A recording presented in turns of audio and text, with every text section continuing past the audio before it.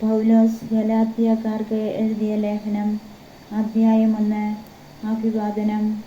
മനുഷ്യരിൽ നിന്ന്, മനുഷ്യൻ മുഖേനയോ അല്ല, യേശു ക്രിസ്തു മുഖേനയും അവനെ മരിച്ചവരിൽ നിന്ന് ഉയർപ്പിച്ച പിതാവ് മുഖേനയും അപ്പസ്തോലനായിരിക്കുന്ന പൗലോസായ ഞാനും എന്നോട് കൂടെയുള്ള എല്ലാ സഹോദരരും ഗലാത്യയിലെ സഭകൾക്ക് എഴുതുന്നത്, നമ്മുടെ പിതാവായ ദൈവത്തിൽ നിന്നും കർത്താവായ യേശു ക്രിസ്തുവിൽ നിന്നും നിങ്ങൾക്ക് കൃപയും സമാധാനവും.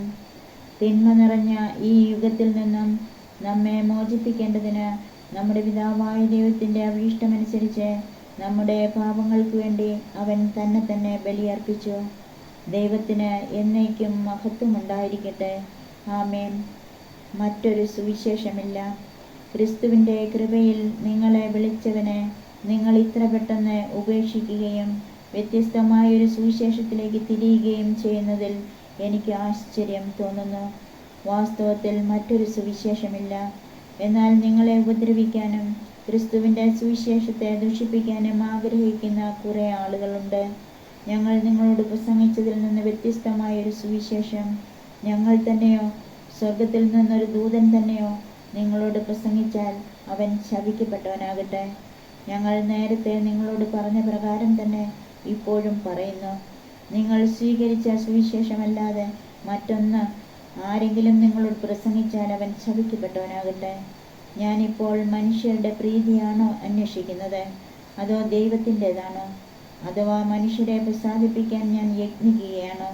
ഞാൻ ഇപ്പോഴും മനുഷ്യരെ പ്രസാദിപ്പിക്കുന്നവനായിരുന്നെങ്കിൽ ക്രിസ്തുവിൻ്റെ ദാസനാവുകയില്ലായിരുന്നു. അപ്പസ്തോലനാകാനുള്ള വിളി. സഹോദരരെ, ഞാൻ പ്രസംഗിച്ച സുവിശേഷം മാനുഷികമല്ല എന്ന് നിങ്ങളെ ഞാൻ അറിയിക്കുന്നു. എന്തെന്നാൽ മനുഷ്യനിൽ നിന്നല്ല ഞാനത് സ്വീകരിച്ചത്, ആരും അതെന്നെ പഠിപ്പിച്ചതുമില്ല. യേശു ക്രിസ്തുവിൻ്റെ വെളിപാടിലൂടെയാണ് അതെനിക്ക് ലഭിച്ചത്. മുമ്പ് യഹൂദമതത്തിലായിരുന്നപ്പോഴത്തെ എൻ്റെ ജീവിതത്തെപ്പറ്റി നിങ്ങൾ കേട്ടിട്ടുണ്ടല്ലോ. ഞാൻ ദൈവത്തിൻ്റെ സഭയെ കഠിനമായി പീഡിപ്പിക്കുകയും അതിനെ ഉന്മൂലനം ചെയ്യാൻ പരിശ്രമിക്കുകയും ചെയ്തിരുന്നു. എൻ്റെ വംശത്തിൽപ്പെട്ട സമപ്രായക്കാരായ അനേകരെക്കാൾ യഹൂദ മതകാര്യങ്ങളിൽ ഞാൻ മുൻപന്തിയിലായിരുന്നു. എൻ്റെ പിതാക്കന്മാരുടെ പാരമ്പര്യങ്ങളിൽ അത്യധികം തീക്ഷ്ണമതിയുമായിരുന്നു. എന്നാൽ ഞാൻ മാതാവിൻ്റെ ഉദരത്തിലായിരിക്കുമ്പോൾ തന്നെ ദൈവം എന്നെ പ്രത്യേകം തിരഞ്ഞെടുത്തു. തൻ്റെ കൃപയാൽ അവിടുന്ന് എന്നെ വിളിച്ചു.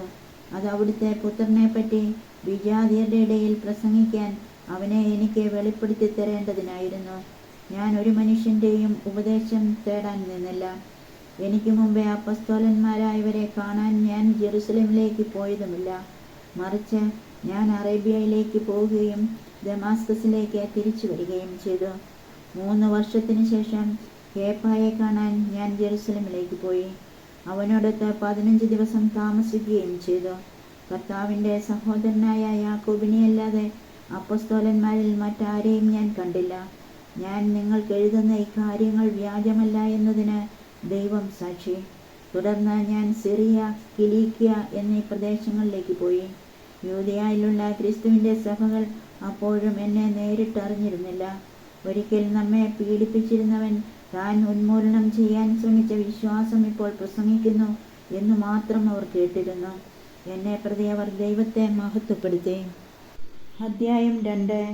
പൗലോസിന് അംഗീകാരം. പിന്നീട് 14 വർഷത്തിന് ശേഷം ബാർണബാസിനോടുകൂടെ ഞാൻ വീണ്ടും ജെറുസലേമിലേക്ക് പോയി. തീത്തോസിനെയും കൂടെ കൊണ്ടുപോയിരുന്നു. ഒരു വെളിപാടനുസരിച്ചാണ് ഞാൻ പോയത്. അവിടുത്തെ പ്രധാനികളുടെ മുൻപിൽ ഞാൻ വിജാതിയരുടെ ഇടയിൽ പ്രസംഗിക്കുന്ന സുവിശേഷം സ്വകാര്യമായി അവതരിപ്പിച്ചു. ഇത് ഞാൻ ഓടിയതും വ്യർത്ഥമാകാതിരിക്കാൻ വേണ്ടിയായിരുന്നു. എന്നോടുകൂടെ ഉണ്ടായിരുന്ന തീത്തോസ് ഒരു ഗ്രീക്കുകാരനായിരുന്നിട്ടും പരിച്ഛേദനത്തിന് നിർബന്ധിക്കപ്പെട്ടില്ല. എന്നാൽ യേശു ക്രിസ്തുവിലുള്ള ഞങ്ങളുടെ സ്വാതന്ത്ര്യത്തെ ചൂഷണം ചെയ്ത് ഞങ്ങളെ അടിമത്തത്തിൽ കൊണ്ടുവന്നെത്തിക്കുന്നതിന് വ്യാജ സഹോദരന്മാർ രഹസ്യത്തിൽ കടന്നുകൂടി. അവർക്ക് ഞങ്ങൾ നിമിഷ നേരത്തേക്ക് പോലും വശപ്പെട്ടില്ല. അത് സുവിശേഷത്തിൻ്റെ സത്യം നിങ്ങൾക്കായി നിലനിർത്തേണ്ടതിനാണ്. തങ്ങൾ എന്തോ ആണെന്ന് ഭാവിക്കുന്ന അവരിൽ നിന്ന് എനിക്ക് കൂടുതലായി ഒന്നും ലഭിച്ചില്ല. അവർ എന്താണെന്ന് ഞാൻ ഗവനിക്കുന്നേയില്ല. ദൈവം മുഖം നോക്കുന്നവനല്ലല്ലോ. പരിച്ഛേദർക്കുള്ള സുവിശേഷം പത്രോസിനെന്നതുപോലെ അപരിച്ഛേദർക്കുള്ള സുവിശേഷം എനിക്ക് ഏൽപ്പിക്കപ്പെട്ടിരിക്കുന്നുവെന്ന് അവർ മനസ്സിലാക്കി. എന്തെന്നാൽ പരിച്ഛേദർക്കുള്ള പ്രേക്ഷിതത്വം പത്രോസിലൂടെ നിറവേറ്റുന്നവൻ തന്നെ വിജാതിയർക്ക് വേണ്ടി എന്നിലൂടെ പ്രവർത്തിക്കുന്നു. നേതൃസ്തംഭങ്ങളായി ഗണിക്കപ്പെട്ടിരുന്ന യാക്കോബും കേപ്പായും യോഹന്നാനും ദൈവത്തിൻ്റെ കൃപ എനിക്ക് ലഭിച്ചിരിക്കുന്നുവെന്ന് കണ്ട് തങ്ങളുടെ കൂട്ടായ്മയുടെ വലത്തുകരം എനിക്കും ബാർന്നബാസിനും നീട്ടിത്തന്നു. അങ്ങനെ വിജാതിയരുടെ അടുത്തേക്ക് ഞങ്ങളും പരിച്ഛേദരുടെ അടുത്തേക്ക് അവരും പോകാൻ തീരുമാനമായി. പാവങ്ങളെപ്പറ്റി ചിന്ത വേണമെന്ന് മാത്രമേ ഞങ്ങളോട് അവർ ആവശ്യപ്പെട്ടുള്ളൂ. അതുതന്നെയാണ് എൻ്റെ തീവ്രമായ താൽപ്പര്യം. അഭിപ്രായ ഭിന്നത.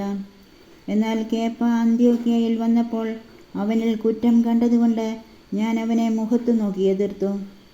യാക്കോബിൻ്റെ അടുത്തുനിന്ന് ചിലർ വരുന്നതുവരെ അവൻ വിജാതിയരോടൊപ്പം ഇരുന്ന് ഭക്ഷിച്ചിരുന്നു. അവർ വന്നു കഴിഞ്ഞപ്പോഴാകട്ടെ പരിച്ഛേദരെ ഭയന്ന് അവൻ പിന്മാറിക്കളഞ്ഞു. അവനോടൊത്ത് ബാക്കി യഹൂദന്മാരും കപടമായി പെരുമാറി. അവരുടെ കാപട്യത്താൽ ബാർന്നബാസ് പോലും വഴിതെറ്റിക്കപ്പെട്ടു. അവരുടെ പെരുമാറ്റം സുവിശേഷ സത്യവുമായി പൊരുത്തപ്പെടുന്നില്ലെന്ന് കണ്ടപ്പോൾ എല്ലാവരുടെയും മുൻപിൽ വെച്ച് ഞാൻ കേപ്പായോട് പറഞ്ഞു, യഹൂദനായ നീ യഹൂദനെ പോലെ അല്ല, വിജാതിയനെ പോലെയാണ് ജീവിക്കുന്നതെങ്കിൽ യഹൂദരെ പോലെ ജീവിക്കാൻ വിജാതിയരെ പ്രേരിപ്പിക്കുന്നതിന് നിനക്കെങ്ങനെ സാധിക്കും? വിശ്വാസത്തിലൂടെ നീതീകരണം. നാം തന്നെ യഹൂദരായി ജനിച്ചവരാണ്, വിജാതിയരിലെ പാപികളായിട്ടല്ല. എന്നിരിക്കലും നിയമത്തിൻ്റെ അനുഷ്ഠാനത്തിലൂടെയല്ല, യേശുക്രിസ്തുവിലുള്ള വിശ്വാസത്തിലൂടെയാണ് ഒരുവൻ നീതീകരിക്കപ്പെടുന്നതെന്ന് നമുക്കറിയാം.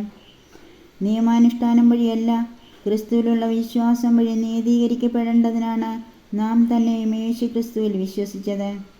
എന്തെന്നാൽ നിയമാനുഷ്ഠാനം വഴി ഒരുവനും നീതീകരിക്കപ്പെടുകയില്ല. എന്നാൽ ക്രിസ്തുവിൽ നീതീകരിക്കപ്പെടാനുള്ള പരിശ്രമത്തിൽ തന്നെ നമ്മൾ പാപികളായി കാണപ്പെട്ടുവെങ്കിൽ ക്രിസ്തു പാപത്തിൻ്റെ ശുശ്രൂഷകനാണോ?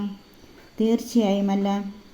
ഞാൻ നശിപ്പിച്ചവ ഞാൻ തന്നെ വീണ്ടും പണിതുയർത്തുന്നുവെങ്കിൽ ഞാൻ അതിക്രമം കാണിക്കുകയാണ്. എന്തെന്നാൽ ദൈവത്തിനായി ജീവിക്കേണ്ടതിന് ഞാൻ നിയമത്തിലൂടെ നിയമത്തിന് മൃതനായി. ഞാൻ ക്രിസ്തുവിനോടുകൂടെ ക്രൂശിതനായിരിക്കുന്നു. ഇനിമേൽ ഞാനല്ല ജീവിക്കുന്നത്, ക്രിസ്തുവാണ് എന്നിൽ ജീവിക്കുന്നത്.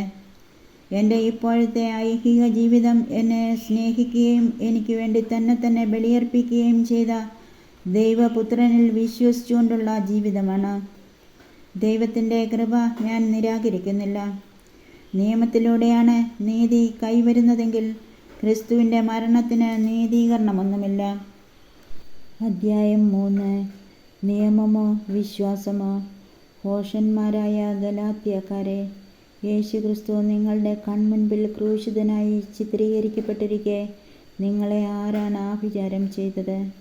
ഇത് മാത്രം നിങ്ങളിൽ നിന്നറിയാൻ ഞാൻ ആഗ്രഹിക്കുന്നു.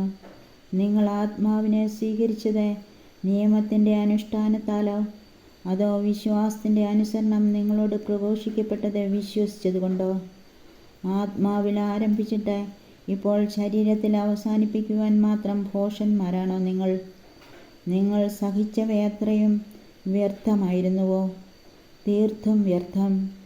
നിങ്ങൾക്ക് ആത്മാവിനെ നൽകുകയും നിങ്ങളുടെ ഇടയിൽ അത്ഭുതങ്ങൾ പ്രവർത്തിക്കുകയും ചെയ്യുന്നവൻ അങ്ങനെ ചെയ്യുന്നത് നിങ്ങളുടെ നിയമാനുഷ്ഠാനം നിമിത്തമോ അതോ നിങ്ങളോട് പ്രഘോഷിക്കപ്പെട്ടത് വിശ്വസിച്ചതുകൊണ്ടോ? അബ്രാഹാം തന്നെയും ദൈവത്തെ വിശ്വസിച്ചു, അത് അവന് നീതിയായി പരിഗണിക്കപ്പെട്ടു. അതിനാൽ വിശ്വാസമുള്ളവരാണ് അബ്രാഹത്തിൻ്റെ മക്കളെന്ന് നിങ്ങൾ മനസ്സിലാക്കണം. വിജാതിയരെ വിശ്വാസം വഴി ദൈവം നീതീകരിക്കുമെന്ന് മുൻകൂട്ടി കണ്ടുകൊണ്ട് വിശുദ്ധ ഗ്രന്ഥം നിന്നിൽ ജനതകളെല്ലാം അനുഗ്രഹീതരാകുമെന്ന സദ്വാർത്ത നേരത്തെ തന്നെ അബ്രാഹത്തെ അറിയിച്ചിട്ടുണ്ട്. ആകയാൽ വിശ്വാസമുള്ളവർ വിശ്വാസിയായ അബ്രാഹത്തോടൊത്ത് അനുഗ്രഹം പ്രാപിക്കുന്നു. നിയമാനുഷ്ഠാനത്തിൽ ആശ്രയമർപ്പിക്കുന്ന എല്ലാവരും ശാപത്തിന് വിധേയരാണ്. എന്തെന്നാൽ ഇപ്രകാരം എഴുതപ്പെട്ടിരിക്കുന്നു, നിയമഗ്രന്ഥത്തിൽ എഴുതപ്പെട്ടിരിക്കുന്നതെല്ലാം അനുസരിക്കാതെയും പ്രവർത്തിക്കാതെയും ഇരിക്കുന്നവൻ ശപിക്കപ്പെട്ടവനാണ്. ഒരുവനും ദൈവസന്നിധിയിൽ നിയമം വഴി നീതീകരിക്കപ്പെടുന്നില്ല എന്ന് വ്യക്തമാണ്. എന്തെന്നാൽ നീതിമാൻ വിശ്വാസം വഴിയാണ് ജീവിക്കുക. നിയമത്തിൻ്റെ അടിസ്ഥാനം വിശ്വാസമല്ല. എന്തെന്നാൽ അവ അനുഷ്ഠിക്കുന്നവൻ അവ വഴി ജീവിക്കും. ക്രിസ്തു നമ്മെ പ്രതി ശപിക്കപ്പെട്ടവനായി തീർന്നുകൊണ്ട് നിയമത്തിൻ്റെ ശാപത്തിൽ നിന്ന് നമ്മെ രക്ഷിച്ചു. എന്തെന്നാൽ മരത്തിൽ തൂക്കപ്പെടുന്നവൻ ശപിക്കപ്പെട്ടവനാണ് എന്ന് എഴുതിയിരിക്കുന്നു.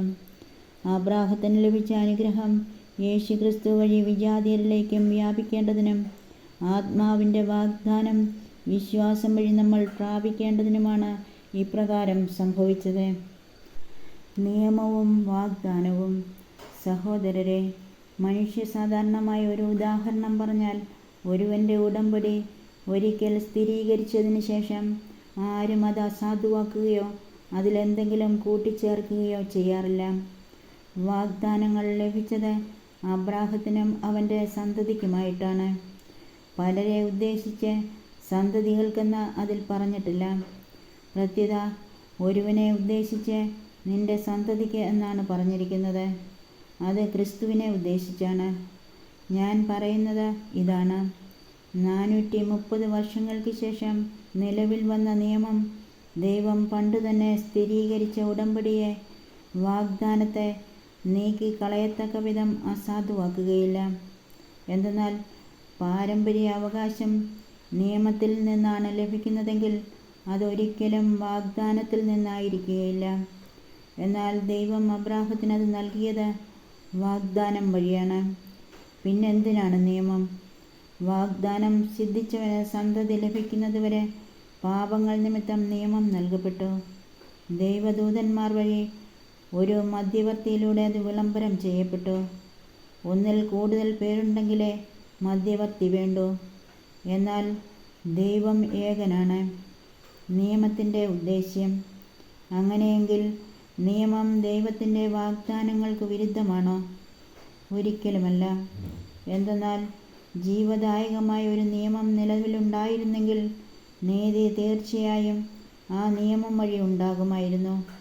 എന്നാൽ യേശു ക്രിസ്തുവിലുള്ള വിശ്വാസം വഴി വിശ്വാസികൾ വാഗ്ദാനം പ്രാപിക്കേണ്ടതിന് എല്ലാവരും പാപത്തിന് അധീനരാണെന്ന് വിശുദ്ധ ഗ്രന്ഥം പ്രഖ്യാപിച്ചു.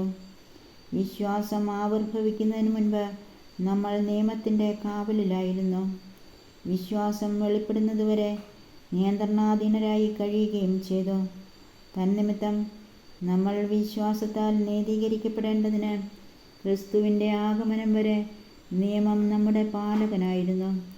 ഇപ്പോഴാകട്ടെ വിശ്വാസം സമാഗതമായ നിലയ്ക്ക് നമ്മൾ പാലകന് അധീനരല്ല. പുത്രത്വവും അവകാശവും. യേശു ക്രിസ്തുവിലുള്ള വിശ്വാസം വഴി നിങ്ങളെല്ലാവരും ദൈവപുത്രന്മാരാണ്. ക്രിസ്തുവിനോട് ഐക്യപ്പെടാൻ വേണ്ടി സ്നാനം സ്വീകരിച്ചിരിക്കുന്ന നിങ്ങളെല്ലാവരും ക്രിസ്തുവിനെ ധരിച്ചിരിക്കുന്നു. യഹൂദനെന്നോ ഗ്രീക്കുകാരനെന്നോ അടിമയെന്നോ സ്വതന്ത്രനെന്നോ പുരുഷനെന്നോ സ്ത്രീയെന്നോ വ്യത്യാസമില്ല. നിങ്ങളെല്ലാവരും യേശു ക്രിസ്തുവിൽ ഒന്നാണ്. നിങ്ങൾ ക്രിസ്തുവിനുള്ളവരാണെങ്കിൽ അബ്രാഹത്തിൻ്റെ സന്തതികളാണ്, വാഗ്ദാനമനുസരിച്ചുള്ള അവകാശികളുമാണ്.